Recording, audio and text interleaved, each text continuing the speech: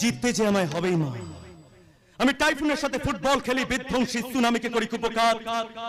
তোমার ছেলে তুফানের এই নৌকা চালানোর হাত বাজের বিরুদ্ধে করে বাজি মা।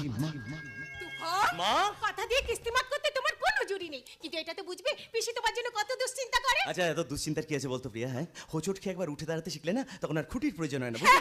তাই তো, খুব বড় হয়ে গেছিস। আসলে কি জানিস, যাদের মনে মায়া বেশি তারা জীবনে কষ্ট পায় বেশি। কষ্টকে জয় করবার শিক্ষা তো আমি তোমার কাছ থেকেই পেয়েছি মা।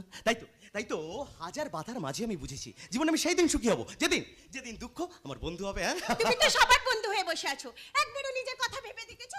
এত বুদ্ধি থাকা সত্ত্বেও দুম করে পড়াশোনা পাঠটাই চুকিয়ে দিলে। পড়াশোনা ওসব পুঁথিগত বিদ্যায় কি হবে রে প্রিয়া? আরে যে দেশের বিধানসভার ঝাড়ুদারদের শূন্য পদে ইঞ্জিনিয়ার, এমবিএ, বিটেক, এমটেক ডিগ্রিধারীদের আবেদন করতে হয়, সে দেশের শিক্ষাগত যোগ্যতার কোনো